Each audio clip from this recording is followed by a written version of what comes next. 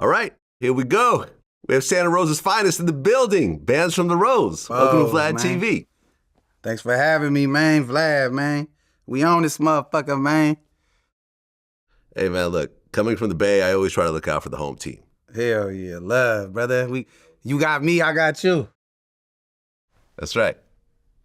That's right. We both drinking right now. We sipping, man. We took about 2 shots before we started. We got David over here sipping. We got Doughboy. I got like a nerd in the back. He sipping on water. But we good, man. We rocking. That's right. That's right. Well, your first time here. I want to start at the very beginning. Yes, sir. So you grew up in Santa Rosa, California. Yes, sir. Okay, and your mom is Costa Rican and Greek? Yep. And your dad is Native American and Irish? Correct. Okay, so you're mixed kind of all different types of I'm ways. just a fucking Neapolitan ice cream. with some Okay. more shit on it. Now, growing up, you were raised by your mom. Correct. Okay, so where was your dad at? Shit, he was mobbing, he was rolling. He's just pushing all over the United States, Atlanta, Texas, Cali, you know what I'm saying? Like there's a few times where I had seen him and shit. But yeah, for the most part, he rolling. You know what I'm saying? He lived in Sac before, he lived in Stockton before, he lived in Rosa before. At one point in time, he lived down the street from me. And I never fucked with him not one time. And he got other kids too that's not from my mom. Like I got brothers from him, and they were all living down the street from me. And I'm like, you know your dad down the street with your brothers? I'm like, but I don't give a fuck. You know what I'm saying? Type shit. Okay, so you said you only met your dad twice? Yeah, probably like twice, yep. I mean, he was there till I was 3. And then, shit, I remember the first time, my first recollection of seeing him, like, ever, was probably when I was like, I want to say like 8. We was in the apartments, me and my sister, and I'm outside, and my mom had like, kind of like told me to go in the front type shit. And I'm playing in the front, and I just see this dude, there's an ice cream truck. And I see this dude walking with 2 ice creams. And he's just walking towards me, and I'm like, I just look, and I'm like, mind you, I ain't even seen this motherfucker since, you feel me? And something I just knew, I'm like, what the fuck? Like, who's that? Like, and he just came up to me like, what's up? Like, he spent the night, and we just kicked it all night, and then I woke up the next day, he was gone. I ain't seen the motherfucker for fucking 10 years after that. Wow. So for 10 years, you didn't get to see him after that one night? Oh. Man, that's too bad. I think especially every boy needs a father. Yeah, I think it's necessary. You know what I'm saying? I think it's necessary to have both parents in your life because each one brings something different to the table. But what I can say is there's a lot of people out there that was raised with no father. There's a lot of people out there that was raised with no mother. There's some that didn't even get either. But I was fairly lucky because I had my grandpa in the picture, throughout my life too. So if anything, he was like a father figure to me, you know what I'm saying? And that's my mom's dad. So he was dope. He had hella game, you know what I'm saying? He was raw, he articulate, intelligent, you know what I'm saying? And being that he was older, he wasn't with none of the bullshit. So, you know what I'm saying? Like shit. I lived at his house throughout my life. Every time my mom was homeless, it was kind of like a safe haven. We'll go over there. And she'll get back on her feet, and then we'll move again. And then when some shit would happen, we'll go back to my grandpa's, get on the feet, and then we'll move again. And every time I was at my grandpa's, like, he'd just make me work. I'm picking fucking weeds with a screwdriver in his front fucking lawn, you know what I'm saying? Fucking weed whacking his fucking field and shit, fucking like the whole shit. So I ain't no lazy motherfucker. Like, I be rapping, I be doing what the fuck I do, but if I gotta get my hands dirty, I'm gonna do that too, you know what I'm saying? Well, why was your mom becoming homeless? She just 3 kids by herself. It's hard. Yeah. Especially too, like we was terrible. We wasn't good kids, you know what I'm saying? So, shit just be hard, you know what I'm saying? So, and then you just, luckily we had that outlet to fuck with where my grandpa was like, all right, you can move in. He had these 2 little shacks. And fucking, we'd just be in these little shacks. He had his house, and then he had these 2 little shacks. And we'd just be in those motherfuckers. I'll be in one, and all the girls was in the other, because it was two other girls, my sisters. So, yeah, it was cool. Worked out. Well, you mentioned in one of your interviews that your dad was an alcoholic. Yup. Did your mom struggle with substance abuse at all, or was it just not making enough money to support the kids? She didn't drink. If anything, I don't want to fucking assume, but nah, she didn't drink. She didn't do drugs. You know what I'm saying? But, you know, you could be sober as fuck, but when you dealing with the motherfucker on drugs or alcohol, their problems become your problems too, you know what I'm saying? So I told my mom, like I said, I don't know what fucking interview I said it in, but my mom, I asked her this, I asked her that. She like, look, I don't want to talk about shit.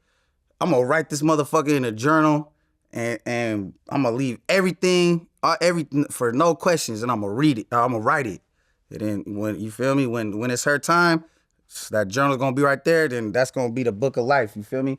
And I'm gonna peep that shit out, and I'm gonna get all the answers, or at least the most I could get. Okay, so you said you were a bad kid growing up.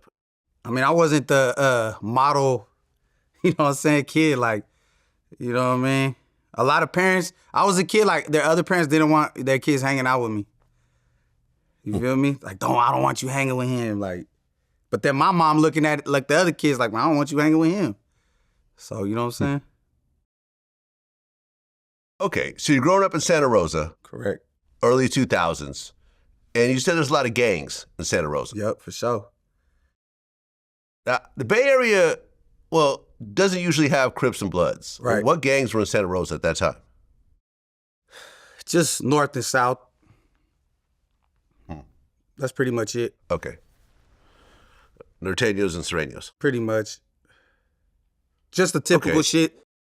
Were there Sureños up north? I mean, they got a little couple here and there, you know what I'm saying? But honestly, I'm gonna keep it like this. I'm gonna tell you like this. How it was when I was younger is not the same how it is today. You know what I'm saying? Like, it's not the same. Like, when I was younger, like, if you went to the mall downtown, like, you will literally see, like, 50 fucking homies outside. Like, literally. I'm not exaggerating. Like, fucking red belts, red rags, fucking just everywhere. Like, if you came to that mall and you was on some sucker shit, like, you getting smashed. Like, I've had numerous fucking melees in that mall. You know what I'm saying? Like, where we're fighting, like, just fucking 20 people just tearing that shit up. They used to have the food court upstairs where you used to have tables and chairs where you could just lift them up. They weren't even bolts to the motherfuckers, throwing them motherfuckers like just everywhere you go, no matter what hood you go to, any hood, you will see people outside. Like, it was just that time. And I'm pretty sure it was like that shit in a lot of places, you know what I'm saying? Like, for sure, you know what I'm saying? It was just that time. But, you know, as time went by, like, just things changed, you know what I'm saying? Everything just, you know, kind of forms into something different, and, you know what I'm saying? You just keep up with the times and shit. But yeah, there's a lot of gangs. There's a lot of gangs, Cali, period. Like, fuck, you can go to some fucking nobody-ass fucking town and there's gonna be some gang members, you know what I'm saying? Like, damn, y'all motherfuckers bang up here? Oh, shit. You yourself, do you become affiliated with any gangs, or you just stay out the way?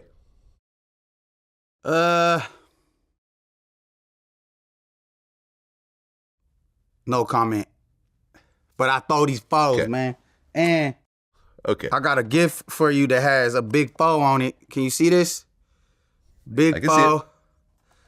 This ain't even out yet, Vlad. You know I fuck with you, man. So, you know what I'm saying? I just let shit speak for myself, man. You know. Big foe hand.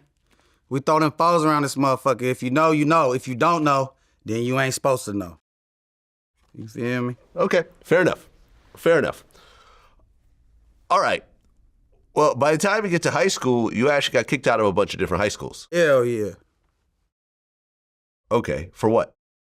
Just hella shit. Just fighting, fucking, throwing shit at teachers, bringing drugs to school. I got kicked out of a middle school for bringing, pills to school and shrooms and fucking, one time I was at Airway Community and I was in a program, Sierra Youth Center, and I went to school and somebody said that I had something in my backpack that I wasn't supposed to have, and I went to the bathroom When I came out, the staff had my backpack, and I started flipping out like, man, give me my shit, bitch. Whoa. Took my backpack, fucking skirted off, went back to juvenile hall, fucking. Even in juvenile hall, I wouldn't even go to school. I would be like, fuck school. You only get an hour up if you skip school. I was like, man, fuck that shit. When you younger and you just like, bro, you can't focus. They make school so goddamn boring. It's terrible. Well, you mentioned Airway. Yeah, Airway. And I guess there are a lot of shootings happening at Airway. For sure. Okay, so what? In the actual school or outside the school? Or So that school is on the strip, more towards the airport on the north side. And it's just one street. The parole office is literally on that street. It's on the opposite block. So they got they shut it down, but they had two buildings where it was just two doors. One classroom was Airway, the other classroom was called Clean and Sober. And in order to be at these schools, you had to be on some type of probation, you know what I'm saying? And Airway was like 8th and 9th grade, and then Clean and Sober was 10th, 11th, and 12th. But there was so much shit going on at that school, like just, it was bad. Like if you look it up, you could see like there was just several shootings. Like I'm talking about dudes hopping out in the broad day, 2 o'clock in the afternoon, shooting fucking 8 people, headshots, ass shots, like leg shots, fucking chest shots. There's motherfuckers bringing guns to school, and then, you know, motherfuckers talking shit to you at school, like, all right, come on, come around the corner. Like, all right, come on. And when they ready to fight, they whipping out and shooting motherfuckers. Like, yeah, it was going down at that school. Same with McBride, too. McBride was, but it wasn't like Airway, but McBride was, I think they shut that one down, too. Did you lose any friends to gun violence during that time? For sure. Hell yeah. How many friends did you end up losing? Shit, off the top of my dome, the 3 that I always shoot out is 3, you feel me? My nigga Joey Panola, Pablo, nigga, and my nigga Sevy, you feel me? Then my niggas, Joey, he lost his life to gun violence. My other nigga lost his life to a car accident. And then my other nigga lost his life to some unknown shit, I don't know. Feel me? I was at the barbershop, and then I had just left his house. I went to the barbershop, and they was calling me like, bro, just passed away. And I pulled up. I had to pull up and see my nigga, you know what I'm saying? Like, seen the police taking him out, whatever the fuck. But all over the city, man, every hood has lost homies to gun violence, to motherfucking knife violence, to motherfucking, to the system, to, and there's a lot of motherfuckers that OD. I'm gonna keep it a buck. There's a lot of people that die, you know what I'm saying, that's overdosing and shit. So we all done been through it. It ain't just me. If you growing up in that certain light, everything that I'm talking about, you can relate to it. You know what I'm saying? Okay, well, at 13 years old, you ended up going to juvenile hall. And I guess you and your friend stole something from a store and you tried running from the police? Yeah, that was the first time, bro. Damn, how the fuck you know this shit? What the fuck? God damn. I'm the feds, man. I'm the feds. I know everything. Yeah, bro. We fucking back in the day, like when I was little, we used to do some fucking knock shit, and we'll go to the stores, and they used to have this motherfucking dust off where you hit the type board, and that was like the thing when I was little. And we'll go over there and we'll steal those, and you huff them like, and then they had these, and you'll pass the fuck out. You'll just fall out. We little kids, we not knowing this shit's hella bad for you, like. And then they had these pills, nigga, that used to pop some over-the-counter shit. But back then, they just had them on the shelf, you know what I'm saying? You could just steal them. But yeah, that's basically what happened. We just stole some shit. We was behind this little alley, and the cops pulled over, and, you know, we just doing what we do. We ran, and then they chased us, and then fucking, we went to a juvenile hall for resisting arrest. And when my co-D, when he went to court, he was just like, look, if you say you don't run, you get out today. Like, it's resisted arrest. They don't give a fuck. Like, but me, I was like, nah, I didn't run. My lawyer's like, but if you say this, I'm like, I don't care. I didn't run. So I stayed in that bitch for 45 motherfucking days. 45 days, my first time ever in juvenile hall. And my PO was telling my mom, like, dude, I done seen motherfucking stab people and do less time. You know what I'm saying? Like, he just made it hard on himself. I was in that motherfucker like I was in the pen. It was an OYA. It used to be a CYA. So, you know what I'm saying? That shit was dirty as fuck. Didn't have no toilets in the rooms. Tagging everywhere, all over the walls. Like, you really felt like, it looked like a baby San Quentin. I've been to San Quentin twice, and it looked like a baby San Quentin. Dirty as fuck, just nasty. But they got rid of that one and made a new juvenile hall. I don't know if that shit makes it better, because I don't really believe in juvenile hall, so. But yeah. Okay, so you do that little 45-day bid. You come out. I came out. But then whoa. No, I'm fucking you. Well, then at 17, you actually go to adult jail over a gun charge? 18. 18? Yeah, 18 Okay. adult. Yup. Went to jail. All right. And it was a situation over a fight that happened outside a motel? Oh, no. That one, I went back to juvenile hall. That one was at the Budget Inn. And fuck, we got into it. Me and all the homies right there got into this big ass fight in the front. And gang tags pulled up, and for some dumbass reason, we all ran inside the hotel, like, and they just surrounded it, took everybody out. Everybody else went to jail because they were older, but I went to juvenile hall with like 2 other people. But in that instance, like, we were just there for 72 hours, and they just let us out. And then I was about to be 18 that month though. It was like February, like fucking 4th or some shit, and I was turning 18 February 26th. So yeah, and then I went to jail for possession of firearm when I was 18. That was the first time I went to jail. Well, you got caught with a gun because you were riding your sister's bike? Yeah. They found a gun on you? Yeah. I hopped on my little sister's bike. This motherfucker, I'm a big nigga I'm making the tire like kind of flat. Like, I'm just pushing. And then fucking, man, bro, like I just swerved in front of the car. I didn't see him. I swerved, boo. And he stopped. And then he hit the flashlight on me. I just took off. And then fucking, he chased me. I threw that motherfucker. And then I tried to bust my little Houdini move. And I came out like, what the fuck you chasing me for? Why you run? I'm like, oh, no, I didn't know who you was. And then, they searched and found what they found, went to jail. And then, like I said in one of the other interviews, my grandpa, who was like my father figure, he was in the hospital at that time. And my mom was like, man, go to the hospital, bro. Like, you got to go see your granddaddy. Like, and I'm going to see him when he gets out. Like, nah, he might not get out. I went to juvenile hall. I went to jail.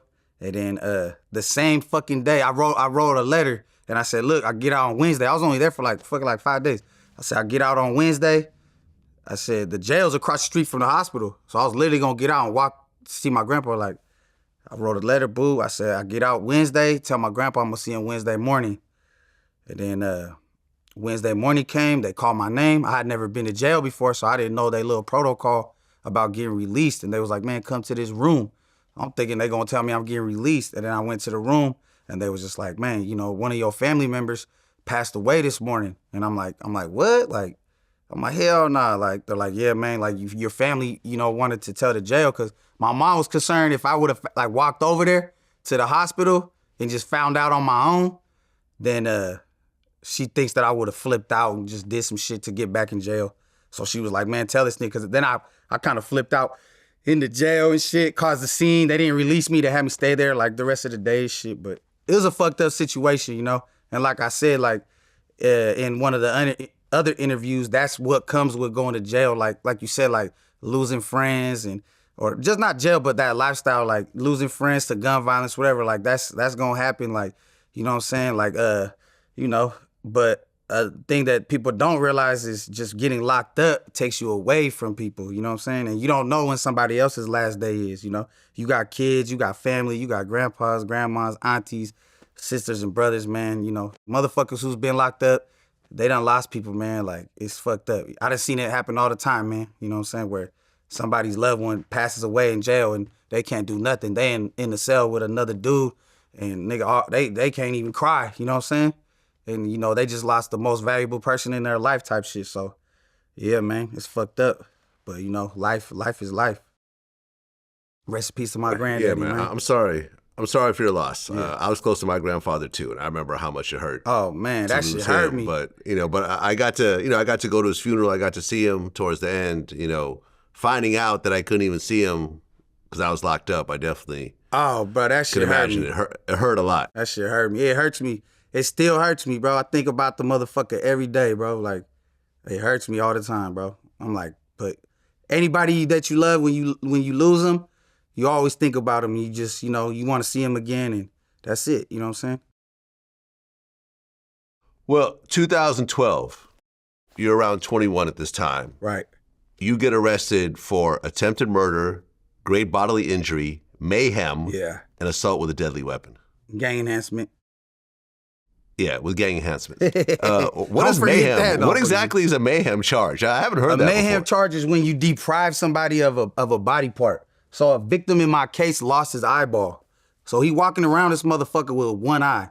His name's not Willie, but if it was, no, I'm just fucking with you. But yeah, he walking around with one eyeball. You know what I'm saying? For, popping that shit like he hard. But that's what happens, you feel me? Part of the life, bro. Like. Okay, so you've already done your prison time for this situation. So right. Can you tell me exactly what happened that night? Yeah, me and a couple people was at a warehouse party, and like an illegal party. It was like in an abandoned warehouse. They threw a big ass party there, South Rosa off of Moreland, and the police raided it. They hit it, so everybody just kind of ran and scattered. And I was with some of my homies, and there was a couple homies that I didn't come with, but we just ended up together because we all ran and ended up like, come on, hop in this car. But we all knew each other one way or another, you know what I'm saying? And then, we sipping, so we was like, let's go get some more drink, you know what I'm saying? And then for some reason, we were going to some spot that was close to us, and for some reason, we went to the whole other side of town to go get drink. Maybe because I was the only thing open, I don't fucking remember. And when we got there, you know what I'm saying, like we had seen some people, you know what I'm saying, and a little altercation transpired. But then there was kind of like, nah, man, woo. So we was like, all right, bet.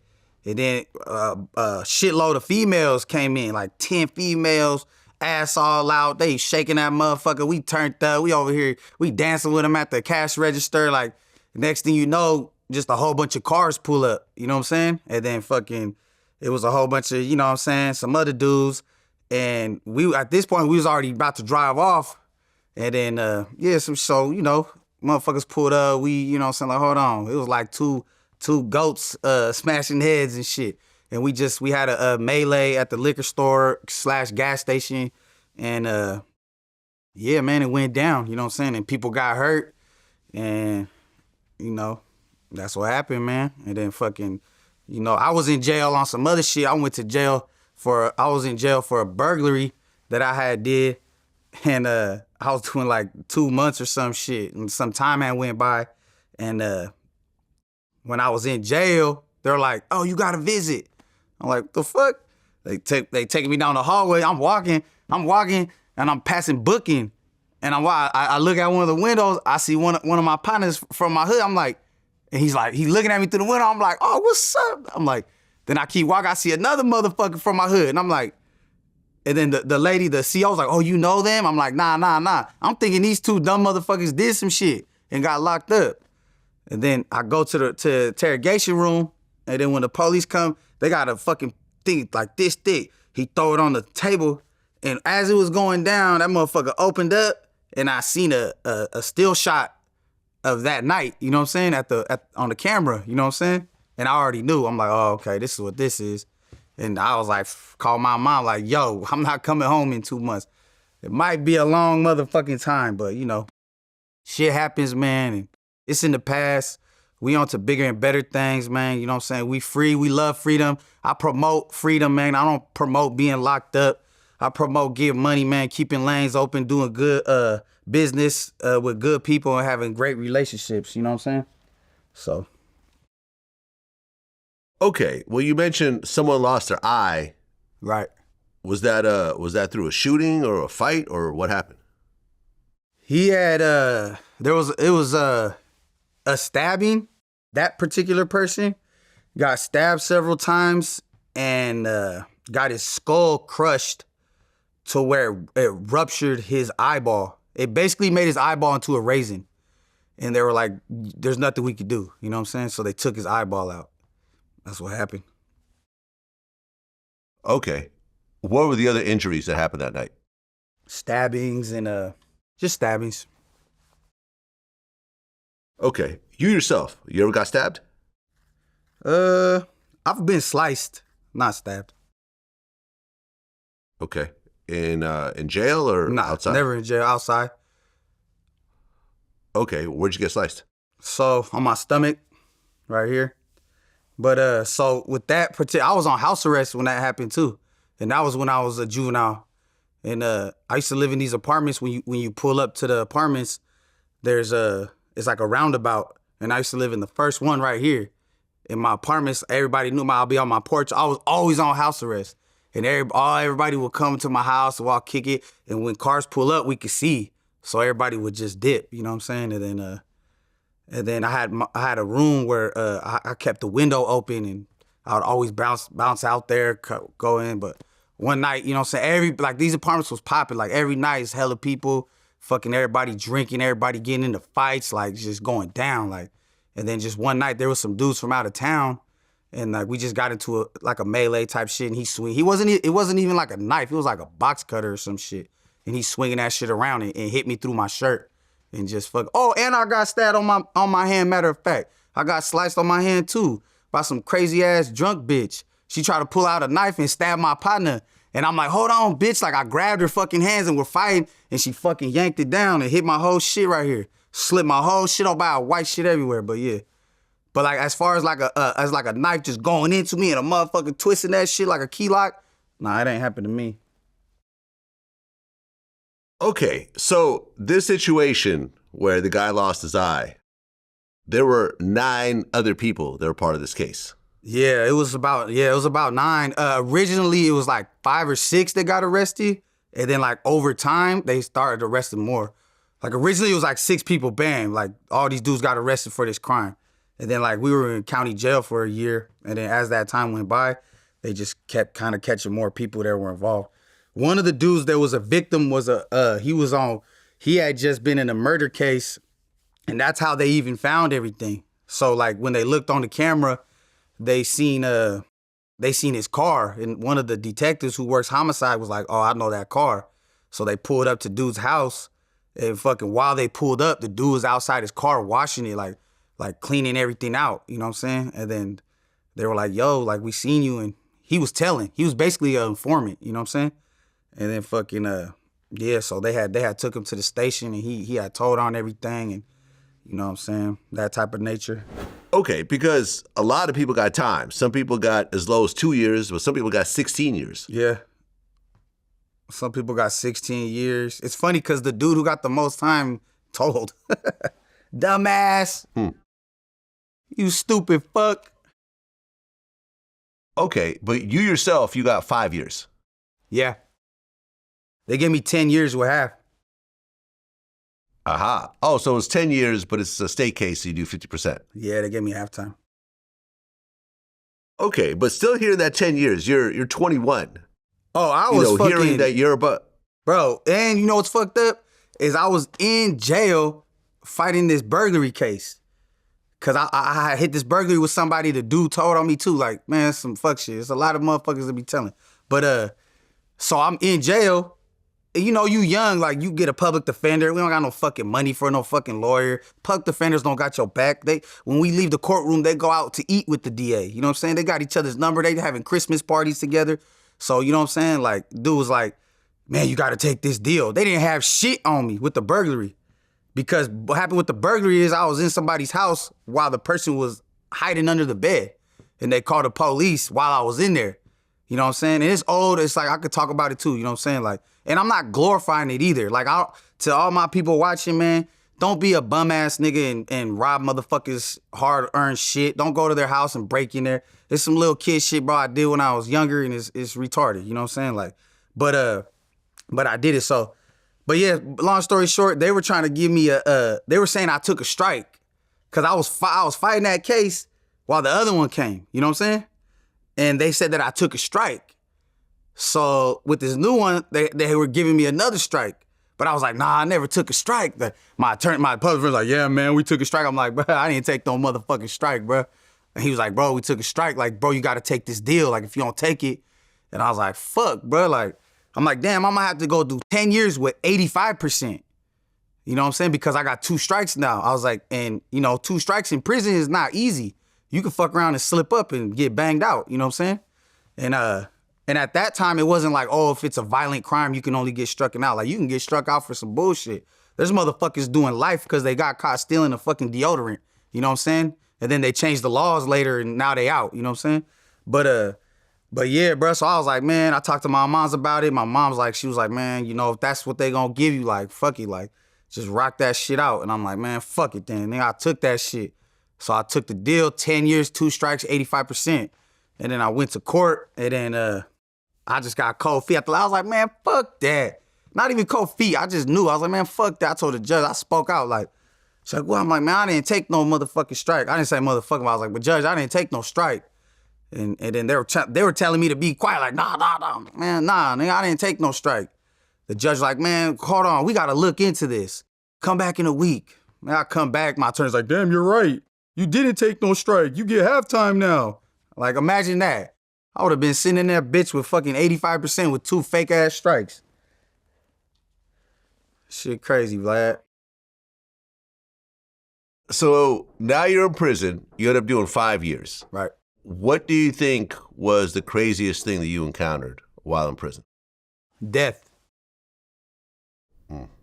See people get killed right in front of me. And other people have too. Hundreds of people have seen it. You know what I'm saying? So yeah. But is that crazy? Because that's what that's the narrative, right? Like, oh, you go to prison, you get killed. Don't matter. Like, you still don't want to see that shit. You know what I'm saying? But yeah. I seen a lot of fucking people get stabbed the fuck up. I'm talking about, bro, getting they shit lit up. The shit goes down. When it's cool, it's cool. When it's up, it's up. You know? What was the most violent situation that you got into? I got into some altercations for sure, but, you know, every altercation I got into was mandatory, you know what I'm saying? So, you know, and I just, you know, I want to come home, you know what I'm saying? But I just know, like, I want to come home, you know, to open arms, you know what I'm saying? Like, you know, I don't want to come home on a bad note.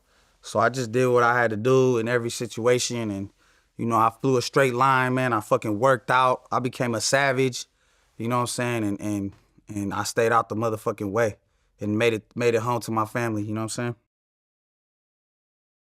Well, I talked to a lot of people over the years that went to prison, and you hear different stories depending on the prison. So, for example, I just talked to this one dude, Lil Diesel, who did 30 years in Angola. And I was talking to him about if he's seen any rapes in prison. And he said, yeah, he was actually in the showers this one time. He's seen a dude get knocked out, and the guy who knocked him out just went in his butt, like right there in front of everybody. Whoa. Like, and this was in California? No, Angola. That's Louisiana. Oh, okay. God damn. Louisiana, y'all crazy, man. So were rapes happening in the prison that you were at? I have never seen a rape. That shit would not go down anywhere in the prisons that I was at. Not to say that there is some other prisons where they do have some shit like that going down, but you know, I wasn't a part of that. I wasn't around them type of people, man. There's people in prison, man. You go to certain prisons on these certain yards, and there's motherfuckers. You know that there's men that dress like women. And you're like, yeah, there's bitches there's dudes that dress like a bitch. You're like, yeah. And you look and you see a bitch walking around the track, and you like, wait, why the fuck is that girl walking around the track? And she really looked like a whole ass girl. And they got shit like that. But me, yeah, I wasn't around them people. You know what I'm saying? I can't be around them people. You know what I'm saying? Just, yeah, no. I couldn't live like that, man. Louisiana. I shout out Louisiana, but y'all crazy. No, I mean, not just Louisiana. I mean, I've heard people talk about how there's actual weddings in the yard where inmates throw rice, and it's, you know, or dudes will have boyfriends, and all types of fights will break out because they would cheat on them, and it's insane. Yeah, and I'm feeling like that. Those type of settings in prison are like more. They should be more on a mental institution side. You know what I'm saying? Like that's something seriously wrong with you, man. If you fucking around throwing some confetti in the air when 2 men is fucking kissing by the fucking pull-up bars, you know what I'm saying? Like, nah, fuck all that. Take that boy to the mental hospital. David, what the fuck, man? Okay, so you do 5 years in prison. Yep. You finally come out. What was that first day out like? I was sick. I paroled from Corcoran, and me and my cellie, we had this fuck ass CO. He would always search our cell, and we making Pruno, like the wine and shit. And he would, he gets 2 days off, and all the rest he's working. And every time we would save all our shit to make alcohol, he would always come take our shit. We're like, fuck. So we were like, fuck it, we just gotta make 2-day alcohol, bro. Like it's not really ready, but it's gonna get you drunk. So we were doing that shit like every week, just 2 days, boop. And we would literally start, as soon as he walked out the door, we would start making it. And as soon as he walked in to his shift, we would drink it. And fucking, cause we're like, fuck, we can't let him get the shit. And then, so the night before I was gonna get out, my cellie's like, come on, bro, we gotta drink. I'm like, bro, like I gotta get out at like 6 a.m. Like, he's like, come on, bro. And I'm like, man, fuck it. We drinking, I'm partying all fucking night. And then fucking the next morning, I don't know what the fuck happened. Like, the CL waking me up, I'm sitting on my motherfucking bunk like, come on, you wanna get out? Like, I was fucked up, bro. I was so hungover. They released me. My girl at the time picked me up. We got a telly right there in Corcoran. And then I was so fucking wounded. She's crying because she been waiting so long. She want to get that, you feel me? And I'm over here laying down like, and this bitch over here like, what the fuck? You know what I'm saying? She want to get that good love and that prison love, you feel me? And I'm like, hold on, bitch, I'm tired. Like, I'm hungover. Like, then the next day I woke up, I went to the W in San Francisco. And, I had never had a Don P bottle, never an Ace of Spades, never a Cristal. I made sure I had all 3 of that shit and some more. And, I sat there and took a couple fake ass pictures like I was having a good time. I put them back down. They're like, oh, nigga, I'm sick. And I lay there for like 2, 3, 4 days, bro. Fresh out the pen, just wounded. And that was pretty much my bitch over here crying. She crying every day like, oh. I'm like, shut the fuck up. But yeah. That was my first week out. Okay, well, you get out and you start hitting the studio. I mean, were you rapping before you got locked up? I had catted off, like, like I said, in them apartments that I lived in, like there was a lot of homies in there, and one of them had like a little, box computer with the little, you just plug it in and it had like a little mic like that, a little thing like this big, just boop. And we just freestyled into that shit. But I had never been to an actual studio. The first studio I ever went to, there was a real studio, was with Ryder J. Clyde. I did an album with Ryder J. Clyde. He's part of this group called the Mob Figures, who's with the Jacka and a couple other dudes and shit, man. But I had got linked up with him, and I went to Sacramento in the north, and he had a studio. And that was the first rap I ever did was a song called Come Fuck With Us. It was me, Ryder J. Clyde, Joe Blow, Gold Toast spoke at the beginning, and Trigger Boy D. My first shit ever, and it's tight. Okay, so you and Ryder J. Clyde from the Mob Figures, and by the way, shout out to Jacka, man. Me and him were cool before he passed. Yeah, for sure. That shit definitely hurt me, man, when I heard that news. But yeah, Mob Figures is I was in the pen pen when that happened. I remember that. That day. Motherfuckers, damn, the Jacka. I remember that shit. Yeah, no, sad day, man. So you guys did a whole album together, you and Ryder J. Clyde. Yeah, we did a whole collaboration album, Ryder J. Clyde and bands. Right. At this time, it was just bands. I didn't have bands from the Rose. It was just bands. So it's Ryder J. Clyde and bands, Favor for a Favor. And it's dope. We got everybody on it. Burner, Mozzie, Filthy Rich, fucking D-Lo, man, fucking Matt Black, Young Chop, Birch Boy Bari, motherfucking Lee Majors, young Lil Tay. Every song got 1 or 2 features. I kind of took like Burner's blueprint when he does his collaboration albums. I'm like, fuck, I'm you know what I'm saying? But yeah. Right, and after that album, you shot like 50 music videos. And just started putting stuff out. I shot hella videos.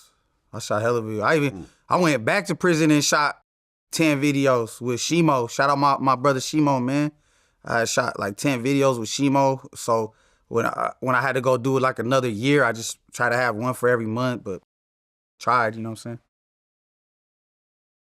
Okay.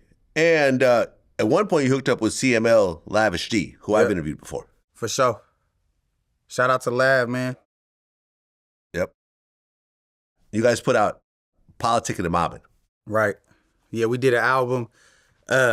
One day I had just woke up, prior I had seen bruh like in East Oakland.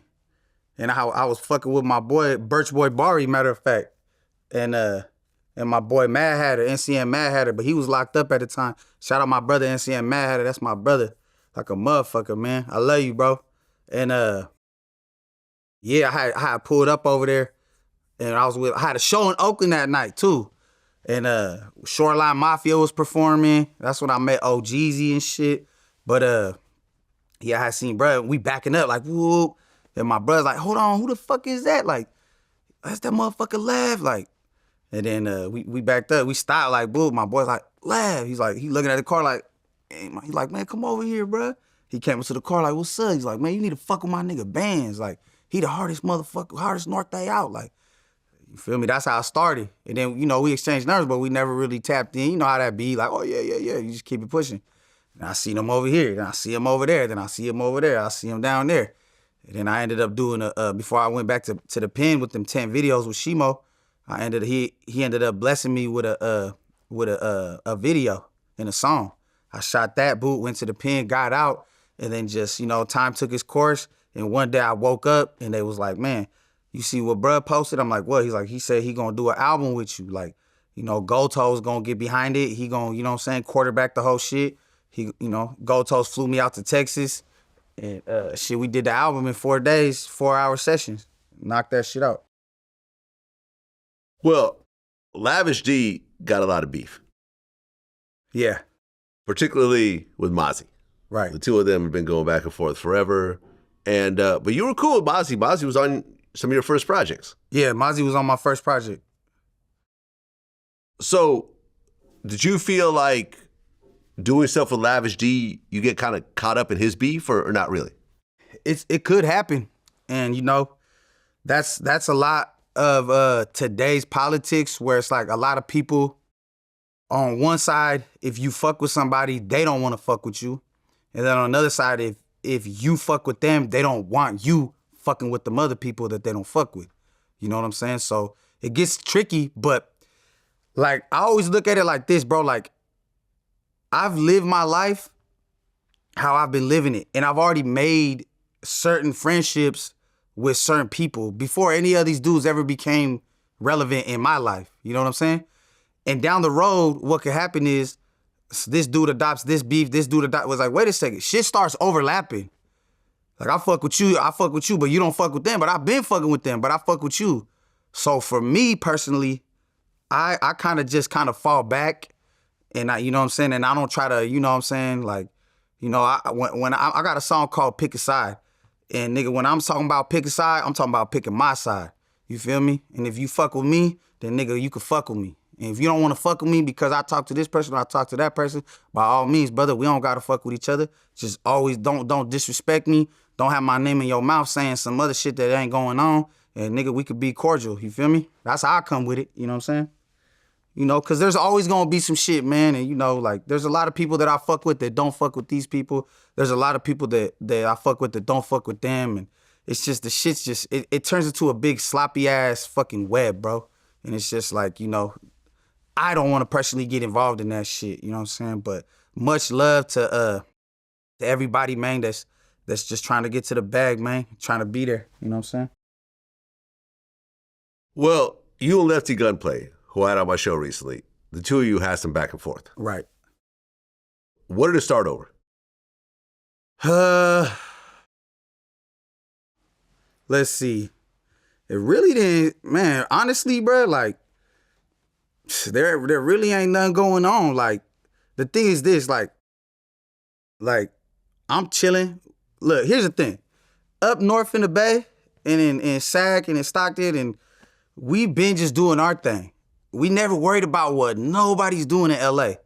We've never fucking gave a fuck. You know what I'm saying? Shout out to LA. First of all, I love LA. You know what I'm saying? I love it. It's nothing but respect. You know what I'm saying? We all California, and I got nothing but love for everybody in LA, man.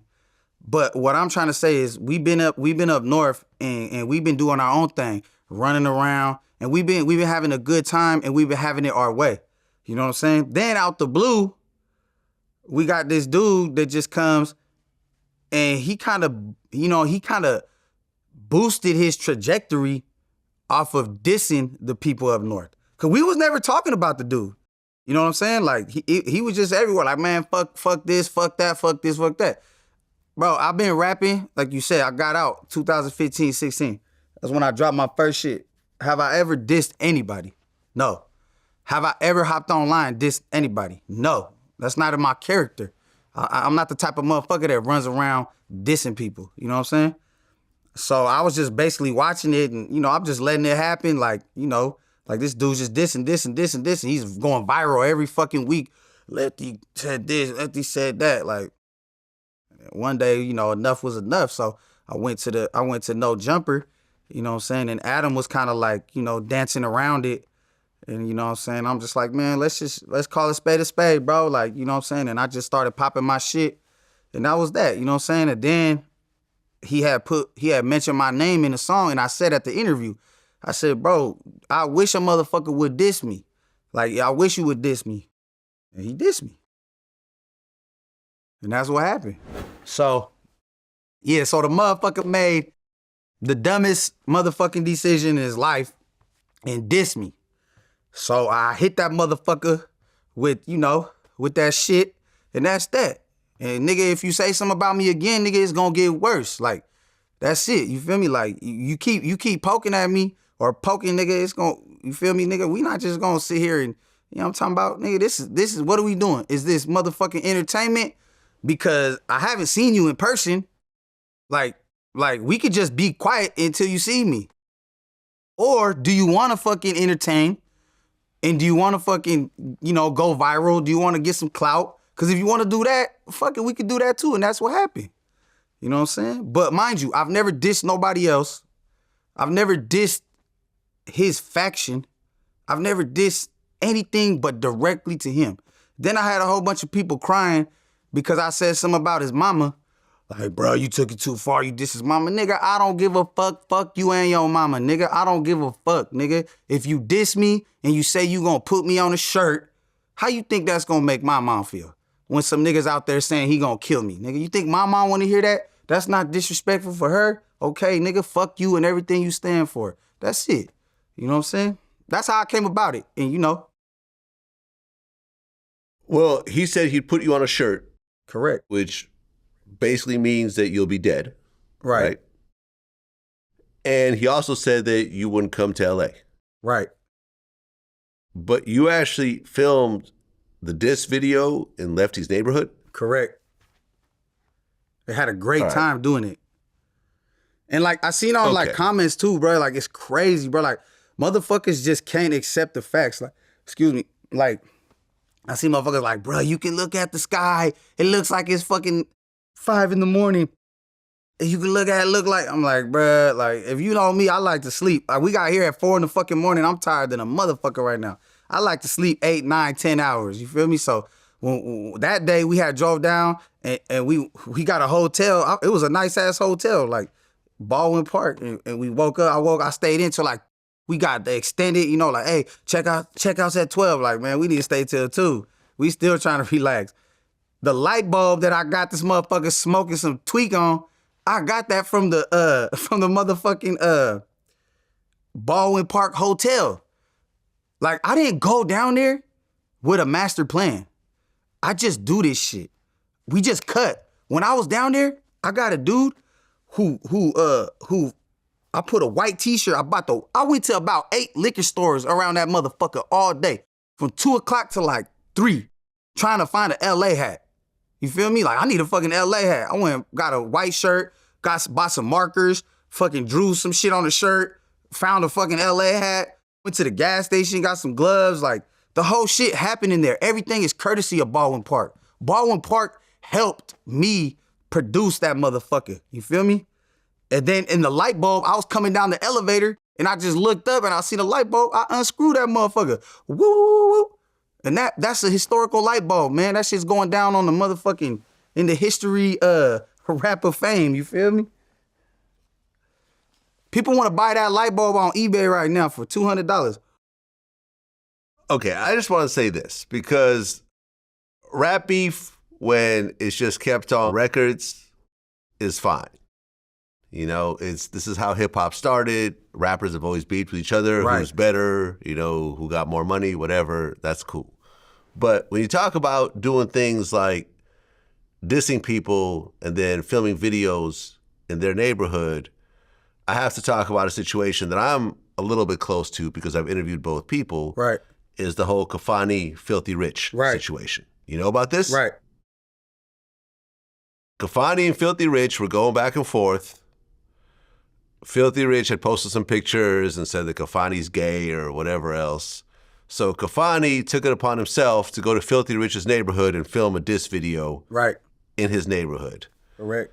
Someone walked up to him and shot him. Kafani actually died, to be honest, because we talked about this. He died, but he got resuscitated in the hospital. And to this day, Kafani's in a wheelchair. Right. This is how things go wrong. Right. Right? I'm pretty sure Kafani wishes he never did that. I don't know. He might stand on it, but yeah, I could see him possibly being like, No, he's not. He might say that on camera, but when no one's around and he's in his wheelchair, I'm pretty sure he's saying, I wish I could just walk around like everyone else. Right. So when you look at that situation, as you're a little bit older, do you feel like, okay, I was crashing out, something really bad could have happened, or are you still standing on what you did? No, of course I stand on it for sure, but you know, there's always a possibility. I could be at Disneyland and something bad happens, you know what I'm saying? But like, No, you can't say you're at Disneyland. You're talking about going to a neighborhood of someone you're actively beefing with, and that neighborhood is active. but am I actually beefing with him? You can't just say But am I Disneyland. actually Like, come beefing on, with him? No, I don't know this motherfucker. He dissed me on a song. Like, I ain't beefing with you, bro. You're rap beefing with me. But that's what I'm saying. I'm down in your area now. I'm down here. Like, this now we can really beef. You think I was fucking creeping around and shit, like fucking scary and shit? Like, come on, fuck no. I was there all motherfucking day. I got all the behind the scenes footage. I might drop that shit later. I was inside that motherfucking liquor store for 30 minutes, standing in the front, walking around that bitch doing a whole vlog. Feel me? Like the dude at the counter's telling me, hey, bro, put the camera away. I said, I ain't putting shit away. You know what I'm saying? We went to each spot numerous times. You know what I'm saying? Like, we was riding around that bitch all fucking day. We didn't leave till 9 at night. And we got there at 2. Came out the telly at 2. And I'm not saying like, you know, to glorify shit. All I'm saying is I'm not beefing with you. Like, bro, you rap beefing with me. There's a difference. Like you, I could have sat up in the bay and just had this motherfucker talk. And I could have just always been up there. I'm never going up there. I'm not going up there. Okay, well then now I'm coming down there. You know what I'm saying? Like, that's it. Like, I just made a statement. You know what I'm saying? Did I go with ill intentions? No. Did I go trying to physically hurt somebody? No. Do I know anything could happen at any time? Of course. You know what I'm saying? But, you know what I'm saying? Like, it is what it is. You know what I'm saying? Like, for me, bro, like, it was bigger than just me, and it was bigger than just him talking out of his neck. You feel me? Like, you know what I'm saying? It's just like, bro, like hey, look, I salute to dude. Like, he's doing his shit. You know what I'm saying? I just seen him on the Kendrick Lamar album. Even though he said 4 words, hey, it's catchy. I'm not mad. Like, bro, keep doing your shit. You feel me? Timing beats speed. Just because you doing something before anybody don't mean somebody else can't do it. You know what I'm saying? Like, so I'm not mad at it, but it's just like, you know, as far as like, you gotta remember, the reason why any motherfucker is where they at is from the road that they took to get there. This motherfucker dissed the North fucking his whole career. We helped the motherfucker be who he is. You know what I'm saying? So, you know what I'm saying? We part of your story. Like, you can't mention somebody from down there without mentioning somebody from up here. It's just, you know what I'm saying? It's like the superhero and the villain. Like, we're always gonna be intertwined somehow. You know what I'm saying? Like, but it's like, you know, you just gotta, you know, you gotta remember that shit, man. We helped you get to where you at because you dissed us. You know what I'm saying? Like, it's just like I seen motherfucker be like, yeah, man, I'm pretty popular up there because all those dudes dissed me because you dissed everybody up here. So everybody dissed you. You know what I'm saying? And that's what happened. But if that's how you want to come up, That's how you do it. You popping right now, you running around doing your shit, but hey, bro, all the shit you say and all the shit you do, that shit don't go away. Like, you gonna have to live the whole rest of your life like that. You know what I'm saying? You got people that don't like you just for dissing them when you could have not said shit. I've never dissed not nobody from down there except one person. So when I'm in LA, I'm cool. Motherfuckers see me in LA and shit, they come up to me. You know what I'm saying? What's up, bro? Hey, bro, you go crazy. I'm like, respect, you feel me? And I keep it pushing. This nigga, he go up north. A motherfucker can't go do that to him now because he just dissed everybody. You know what I'm saying? So, what's your thoughts on it? Look, I've interviewed Lefty, and I understand that he's like the one Sereno rapper who's actively dissing Norteños. I get it. Right. Right? And that's been his platform. You know, some people like to just... That's been his whole platform. Listen, I understand that's his platform. I get it. But I've interviewed 20 people that have died violently after the interview. Not right away, but, you know, years down the line and so forth. 20 people, all of them around your age. Right. So when I see these types of situations escalate, I think, what can I do to try to de-escalate the situation? Right. If, you know, for example, someone said, hey, Lefty's down to have a conversation with you over the phone and just work shit out. Would you be down to do that? I don't know. I don't even have the answer to that shit. Cause I mean, I seen like on some shit, man, free that boy Big Hit. You know what I'm saying? And I had seen some shit. We was down in LA shooting a video. I got a big video coming out with a very big artist in California. You know what I'm saying? And I'm just waiting on it to get cleared. I shot it like 3 months ago in LA. It's big, man. It's dope as fuck. And if I could have dropped it already, it would have just fucking broke shit. Like, but it hasn't dropped yet. But when I was down there shooting this video, you know, Big Hit had pulled up, you know, and he fucks with bruh. And he was kind of like, yo, whoopty whoop. And I just came up to him like, and he was like, hey, if I would. I said, look, bro, I don't care. I said, I don't give a fuck. Like, I don't even care about dude. Like, I don't give a fuck. Then, like, the next day, like, I seen all over, like, oh, whoopty whoop, say he's, you know what I'm saying? Like, maybe fucking, you know, so I think some shit got miscommunicated. But you know, I just, at the end of the day, it's like, I just do my own thing. If you leave me alone, I'll leave you alone. If you fuck with me, I'm gonna fuck with you. That's it. You know, you can only be fucked with so much, you know. You can't just, you know, we can let shit slide here and there, and man, this motherfucker just, you know, but, you know, after a while, I mean, everybody's gonna get agitated. You know what I'm saying? Well, look, I interviewed a bunch of people recently that Lefty has problems with, from Whack 100 to Rico Too Smooth. And, you know, they try to clown that Lefty got, you know, 4 words on the Kendrick album. But my point was, yo, it's a Kendrick album.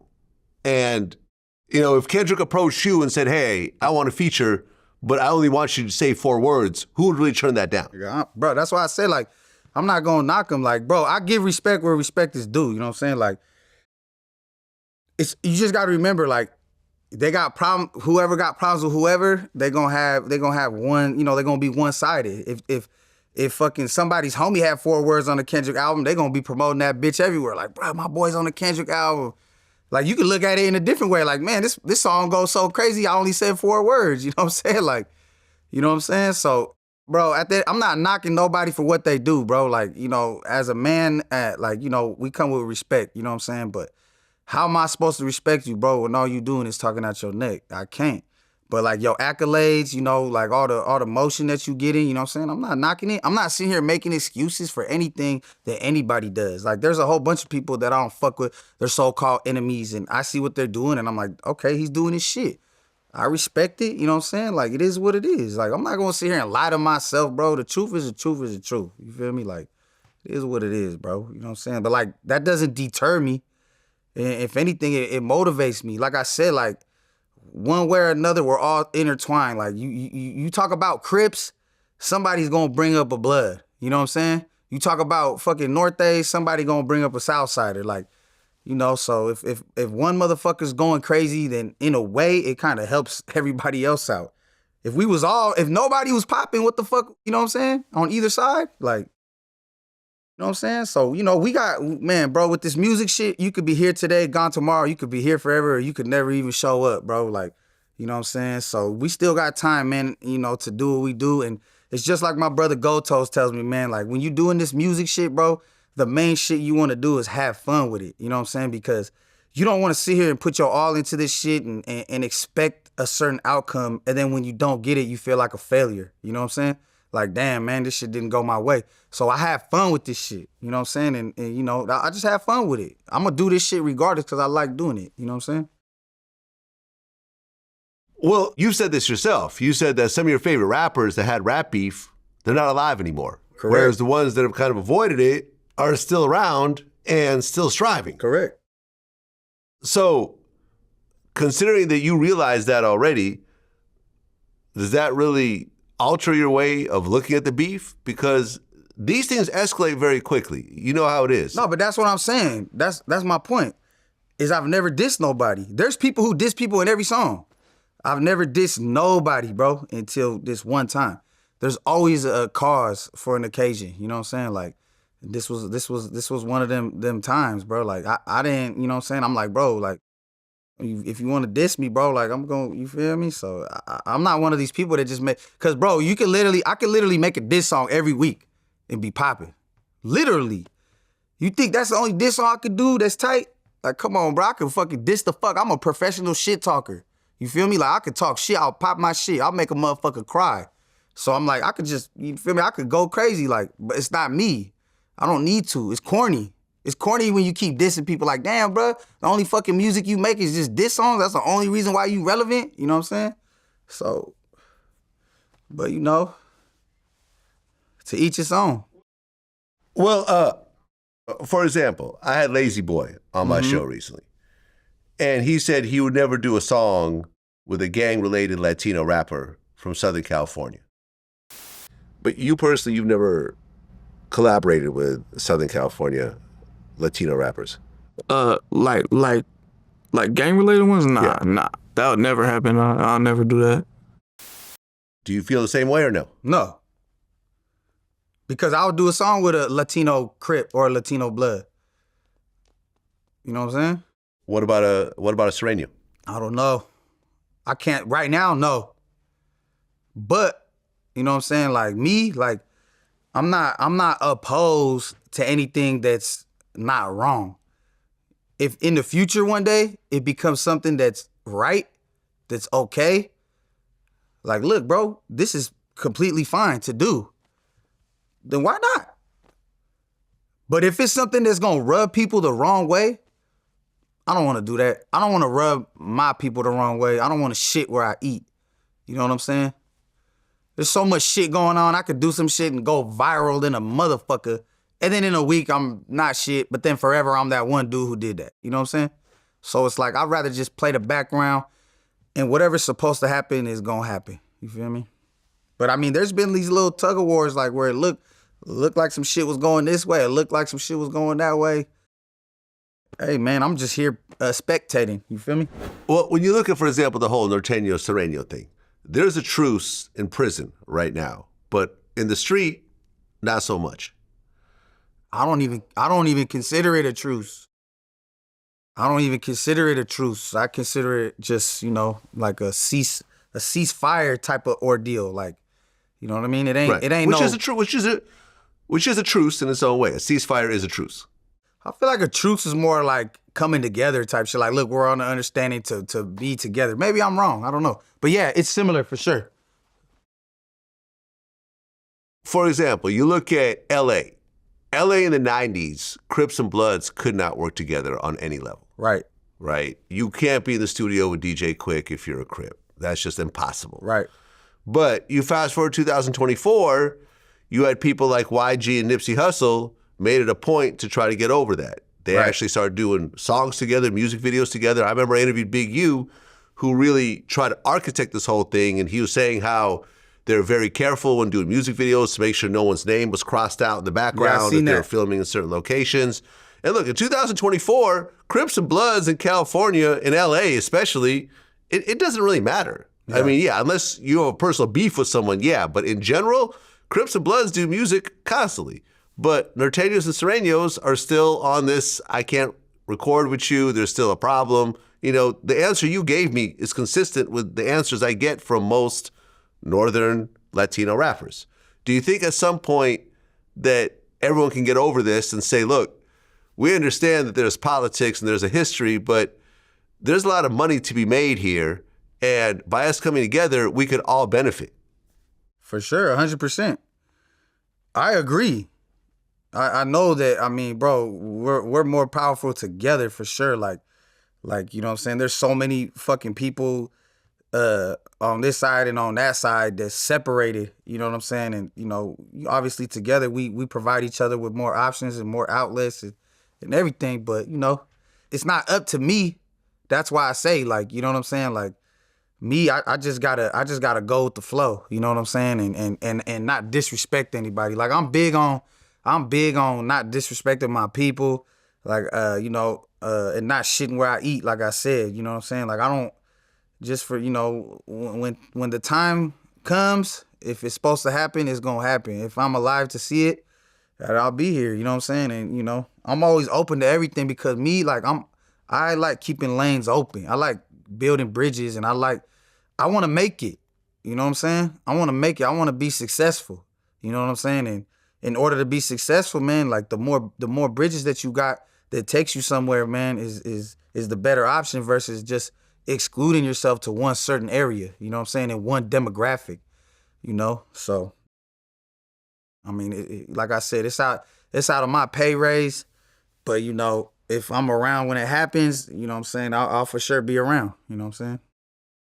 Well, yeah, because Latino rappers have always, I feel, have held themselves back because of street politics. For sure. I remember when Lefty came on my show, he was like, yeah, I'm the most poppin' cholo rapper out of LA. And I'm like, you know, he's like, of all time. And I'm like, nah, there's Be Real from Cypress Hill. Yeah.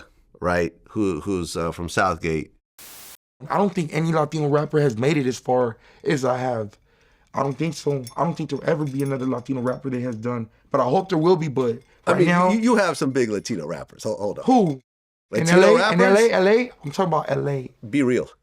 He's from LA? Cypress Hill. Where's he from? Exactly where he's from? He's Yeah. from LA. Is he? Yeah. I've interviewed him before. He's definitely From from LA? LA. Southgate. Southgate? Yeah, there we go. Southgate. Okay. He's legendary. I know There his we songs. go. And Cypress Hill went multi-platinum and everything else like that. But Be Real never really pushed that whole Norteño, Sureño. I think he was actually a Blood himself. Because, you know, me and Be Real are cool. We've done interviews together. And he never really pushed that north-south, whatever.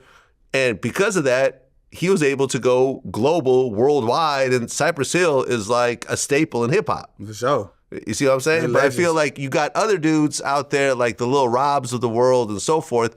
They get to a certain point, even when they have big songs, and it kind of just stops. For sure. You see what I'm saying? And you never get this multi-platinum, you know, big effect like you do with like Latino rappers on the East Coast, like Big Pun. Like there is no West Coast Big Pun, except for maybe, you know, Be Real. Be Real is kind of the closest thing, but you're talking about, you know, Be Real had his heyday in the 90s. So like for 20-something years, Latinos in hip-hop haven't been able to get to their full potential. You know who's, and I feel it's who's because a pretty of this dope, a pretty dope, I want to say he's Mexican, is Baby Bash. You know, he's Okay, but Baby Bash did well, but he also went down to Texas in order to Yeah. achieve that. yeah, he did some, he You see what I'm you saying? know, He hooked up with South Park Mexican, which, you know, I have my own issues with what he did. You but see what does I'm that saying? matter that he left an actual area to achieve some shit, or does it like, yo, like, yeah, you got a platinum plaque, but you had to cross this imaginary line to get it, or is it like, man, if you would have stayed in the Bay, like, we look at this platinum plaque a little more, like, well, like, you know what I'm saying? Like, I still feel like, Yeah, I mean, you know, it's an yeah, it's hard to accolade, say. you got to respect it. But the difference I will say is we're talking about more gang members type Latinos, you know what I'm saying? Not, Yeah, and Baby Bash, who I've interviewed, is not gang affiliated. From my anything partner, I've man. seen. Shout out to I don't Baby know Bash. what goes That's on my behind the partner. scenes, but I've never seen it. yeah, no, for sure. Yeah. So, like I said, man, like, I want to see people do well. I want to see people get past that glass ceiling. And I want to see people go multi-platinum. And, for example, you see guys like that Mexican OT. Like, he's doing big. Yeah. You said you actually had issues with Mexican OT. Yeah, it ain't really an issue. Like, I talked to, I think, one of his managers the other day, and it was more like a misunderstanding, you know what I'm saying? But, excuse me, I was just having someone else's back in a situation, you know what I'm saying? Being the loyal motherfucker that I am, but it was really just bullshit. But, sometimes that's just what happens. But yeah, it wasn't really issues. It was just a misunderstanding, you know what I'm saying? But, like I said, man, salute to him too, man, for he making his wave and he's succeeding, and it's a good thing to see. But let me ask you this: do you think that somebody from up north or somebody down south can get to that level of achievement by still upholding their gang shit, or still bringing that gang shit to the table, or is it just like it's not even an option? You're gonna fucking cap. I think it's absolutely an option. I think that if you have someone with the right music and the right beats, the right hooks, the right push, major labels, because a lot of times these rappers don't have the major labels behind them. Right. You see what I'm saying? Like a lot of these, especially where I'm at, Latino rappers, North and South, it's all just independent, right? And you could say it doesn't matter, but it does matter. When you have a big company like Warner Brothers or Atlantic or Universal behind you, they press that button and they get that song played on every radio station, and you get put on every playlist, and you're on Jimmy Kimmel and you're on these big platforms. It makes a difference. Yeah, for sure. But you have to build up that energy to get to that point. It could absolutely happen, but a lot of times people just kind of focus on more regional music and their regional fans, and sometimes people just end up going to prison or getting into a bunch of shit to the point where they can't actually progress. Yeah, you know what I mean? If you're locked up, there's only so much you could do. Nah, for sure. That's happened to me twice already. Yeah, that shit just that's put what I'm talking about. And look, man, like I grew up in the Bay around Latinos and so forth. Like I want to see everyone do well. I don't like to see when people hit a wall and can't really go beyond that. Right. But at the end of the day, a lot of times this is based on, beefs that happened before people were even born. Like, I interviewed Danny Trejo, who, grew up with the founders of the Mexican Mafia. And we even talked about the origin of the Norteño-Sureño beef. And it was called like the War of the Slippers. It originally started over someone taking someone else's shoes. Was the Norteño-Sureño thing going on? Okay, no. This was way before that. This is way before that. Yeah. That didn't start really till like the 70s, I think. In the pen, that really got heavy. Because I remember when I was in the joint in the 60s, it was no big war. It was funny because I remember one of the guys gave Robot, one of the guys in the mob, a pair of shoes, and the shoes belonged to a guy from San Jose, and he had stolen them. And so when Robot was confronted about the shoes, he killed this guy. And then that's kind of how it started. How started Northern, the Norteños and Sureños. From the one pair of shoes. Yeah. And the killing that, wow. You see what I'm saying? Yeah, I seen that interview. Like most too. people I talk to, people don't even know why they're beefing with certain people. They just know that they were told that they shouldn't like this group of people, so therefore they don't like those group of people. Right. But I mean, even like you look at Death Row had a whole bunch of Crips and Bloods all in the same space, but they ended up having multi-platinum success because at some point everyone said, okay, we may not historically get along, but we have a chance to be with this super producer, Dr. Dre, and all these other talents, and Snoop Dogg is an uber talent and so forth. We're going to get over this shit, and we're going to create what we're going to create, and whatever is behind the scenes should be put, behind the scenes because it's messing up the big picture. And I think that in the Latino hip-hop community, that hasn't been happening as much as it should. Yeah, and like, you know what's a trip too is like when you mentioned Death Row, like it just made me think about NWA and how there was a Mexican cat that was on NWA. Do you know who that is? I remember. Yeah, hey, Mr. Dope Man, you think you're slick. Yeah, I can't remember his fucking name, but like, now she's sick. He was never really showcased and shit, but like come to find out, there was a Mexican dude that used to rap, and he was one of the original NWA dudes, and I'm like, what the fuck, like, so I don't know, that shit like it trips me out because I'm like I'm looking at like this whole situation, right? Like Kendrick Lamar, he had put two Southsiders that I've seen on his album just out the blue. The little bruh Peso and fucking Lefty. And it was just like it was out the blue. And I'm like, okay. Mind you, my brother Goldtoes has had a record company in the Bay since fucking the early 90s called Black and Brown Entertainment. And right now, I see like, damn, like, Southern Cali, they're like, man, Black and Brown, like whoop-de-whoop. And I'm just thinking, I'm like, damn, it was kind of like a power move, and salute to Kendrick Lamar, bro, because I feel like there's not a lot of brothers that put Latin rappers on their music. Like, look at what he just did. He had a fucking album, and he just put two motherfucking Mexicans on his album and changed their life forever. Mm-hmm. Yeah, true. But when I sit back and look at it, I'm like, damn, bro, like, I ain't really seen too many brothers put Latin rappers on their shit. I see it reverse, where the Latin rappers get the brothers on their shit, but it just made me think, like, if people would be more open and realize, like, yo, you might not like how the Latins is rapping, you might not like the politics, it might not be your jam, but in a business aspect, it could be beneficial. Like, you put some motherfuckers on your shit, you gonna open up a whole demographic to more people. You know what I'm saying? So, I don't know. I'm just like thinking about it right now as I'm talking to you, like, damn, like, it's a power play. You know what I'm saying? And I love all my brothers up north in the Bay, and we got great relationships, but my brothers, keep that in mind too, man. We out here, man. Put us on some shit, man. You feel me? You know what I'm saying? Let's go crazy, man. Let's work. Well, I mean, you mentioned NWA. I don't know if you realized it, but when Ruthless Records was still popping and building up, Eazy-E signed Kid Frost. Okay. That's dope. And Kid Frost, had one of the first Latin hip-hop hit songs, La Raza.